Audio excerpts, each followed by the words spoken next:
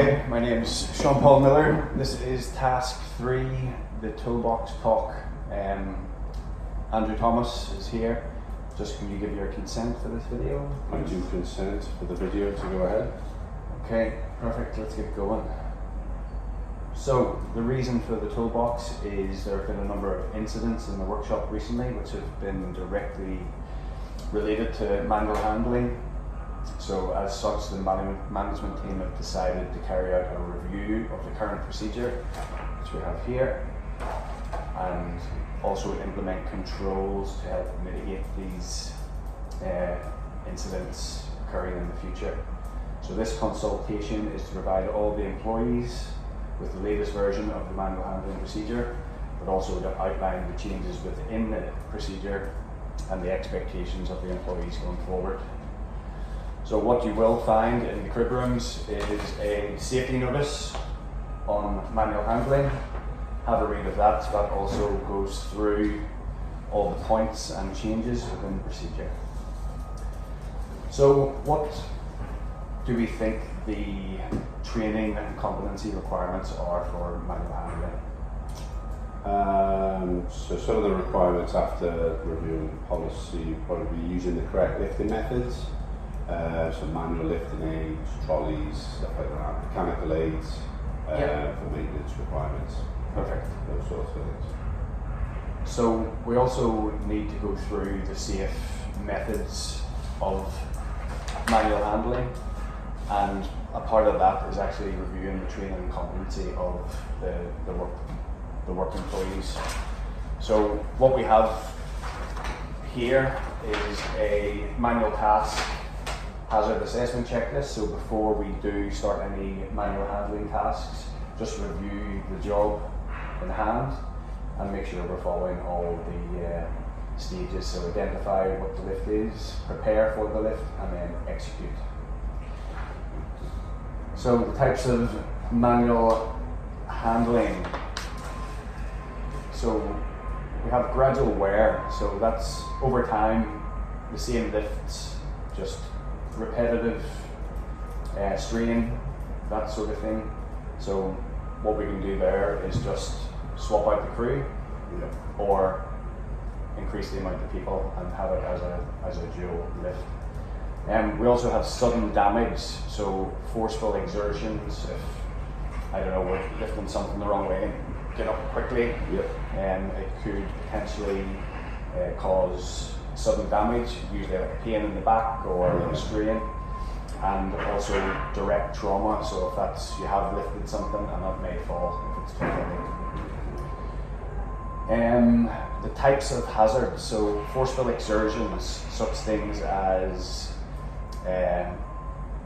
carrying loads, holding one position for too long, or using a forceful grip. Awkward postures, so if you're bent over for a long time or you don't have your line of strength with the lift. I get it. And from there we have also vibration, so if you're, using a scabbler or something like that on concrete for long. You're doing it quite repetitiously. Yep. That sort of thing. Can lead to carpal tunnel, or you could be doing it for a long time, that sort of stuff. Do you know what I mean? And then we have again repetition and also duration. So if you're doing the same thing over and over for hours every day, it is obviously going to take its toll. Okay, so moving into risk management, how can we sort of manage that, do you think?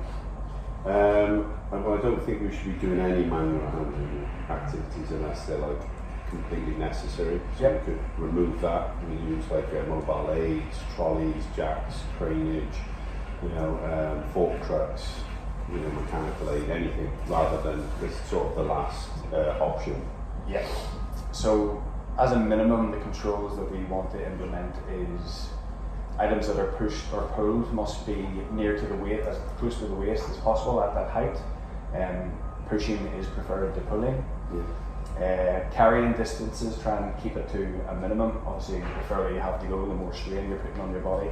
And twisting with a load is obviously not a good idea. So let's try and keep the body straight and move around rather than twisting side to side.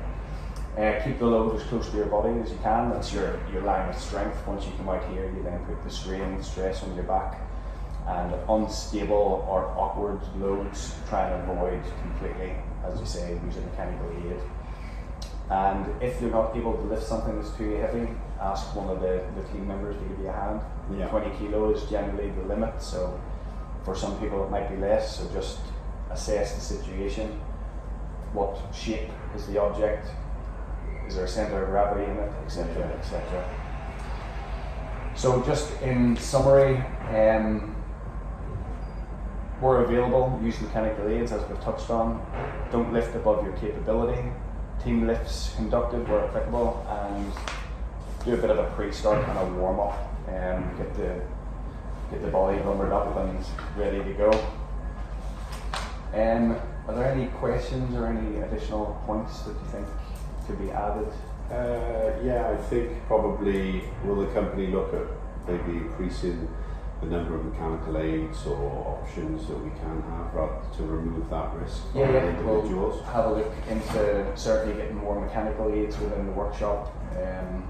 Trolleys, will maybe upgrade the overhead crane so the capacity is a bit higher. Yeah. And we'll try and utilise the forklift or the telly a bit more.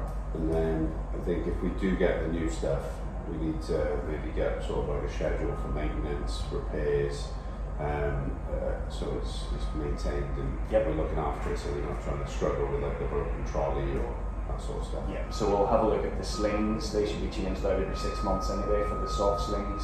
We'll get any new equipment added into the maintenance register and be able to just monitor going forward. I think as well, like obviously it's good to get an update with the new policy and the documentation. So we could get a copy of that, and that could go in the crib room, and the guys maybe a few copies floating around. We can read through it. And if they're unsure, then we can check back. So we'll make sure a copy of this is stuck up on the notice board in the workshop, and we'll also have a soft copy available to review for all employees. Perfect. Okay, Great. Lovely. Thank you very much.